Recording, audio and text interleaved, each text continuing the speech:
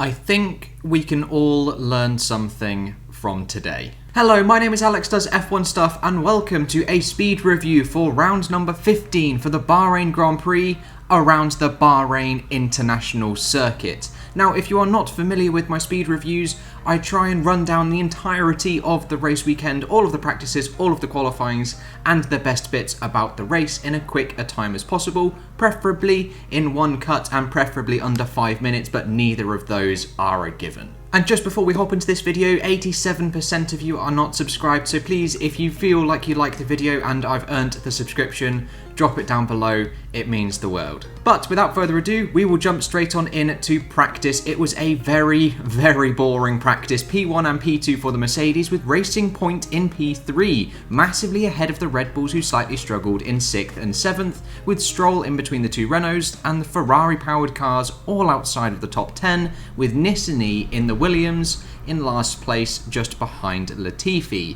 As we jump to practice 2, it is once again Hamilton at the top, but Max Verstappen is actually now P2 ahead of Valtteri Bottas. The Racing Point still going strong, with Renault, AlphaTauri and McLaren also close, making that midfield battle super tight for this weekend. Kvyat is P9 and Albon 10th, who had a massive incident causing a significant red flag period until his car was cleared.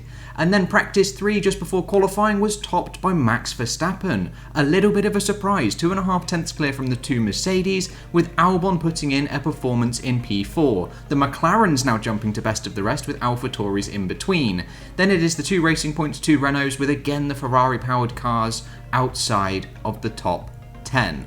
And with practice all done and dusted, we delve straight into Q1, which is topped by Lewis Hamilton, with Lance Stroll banging his car in P2, but unfortunately out are the two Alfa Romeos, two Haas and Nicholas Latifi, with George Russell making it through 36 times in a row. He has outqualified his teammate on a Saturday. And Q2, it is much the same. Lewis Hamilton comfortably ahead of Max Verstappen and Bottas, with both Renaults making it through as well, both AlphaTauris doing a stellar job, and unfortunately Sainz had an issue again, causing a small red flag period during qualifying, causing everyone to manically go out in the last 9 minutes to set a lap in Q2. Both Ferraris also out, a big shock to their system.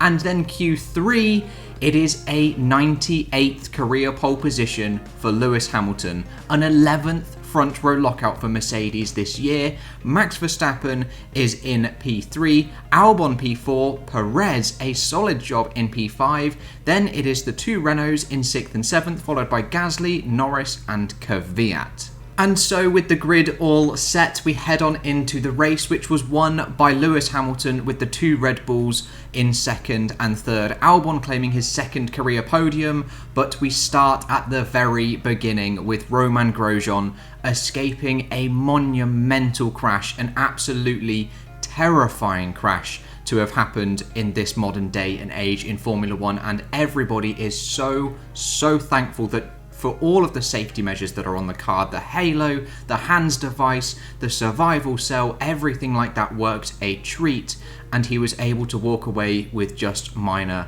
injuries. And shortly after a long red flag period, we had some racing in which Lance Stroll was then flipped upside down on lap 7, retiring from the race in an incident involving Daniel Kvyat, who received a 10-second stop-go penalty.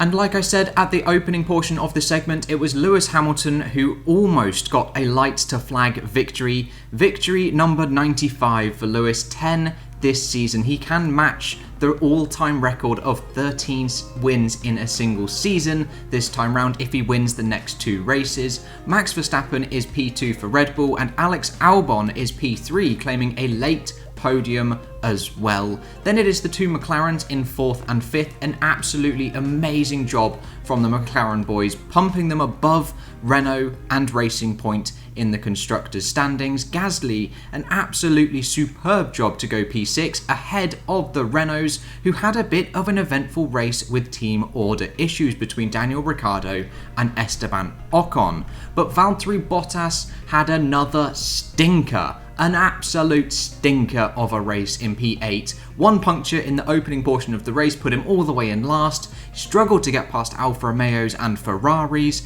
and then just in the late stages of the race had a second puncture. Miserable luck for Bottas, but even worse for Sergio Perez. All times he was running in a podium paying position in P3, and in the last 3 laps his Mercedes engine conked out and he lost out to Alex Albon, with Leclerc bagging 10th place, gaining that last point, with Kvyat just outside, with Russell, Vettel, Latifi, the 2 Alfa Romeos and Magnussen being the last of the race finishes. And with the race all done and dusted, we take a look at the championships. Lewis Hamilton 131 points clear from Valtteri Bottas, whose P2 spot is under threat. He is just 12 points ahead of Max Verstappen. Ricciardo is now P4, ahead of Perez and Leclerc.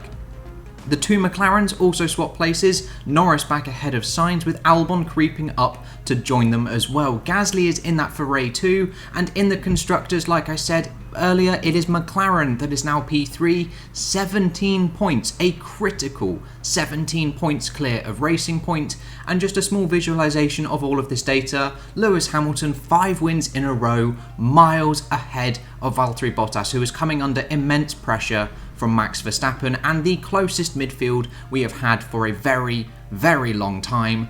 And the constructors looks a little bit like this, McLaren just poking up into 3rd like they were in Italy and Mugello. And there we go, that is the end of the speed review. I felt like that one was a little bit longer. I'll have to look back and edit and see how long that really was. But that is all I've got for you today, guys. Like I said at the start, if you feel like I've earned a subscription, please drop it down below. It helps me out a lot. If you've got any ideas for improvements for the series, again, let me know. If you've disagreed with anything that I said, also let me know. I try and respond to as many as the comments as I can. But that's all I've got for you today, guys. Join me tomorrow for the race weekend review, where I will be talking in depth for practice, qualifying, and the race in a 30 to 40 minute long video. I'll see you guys then.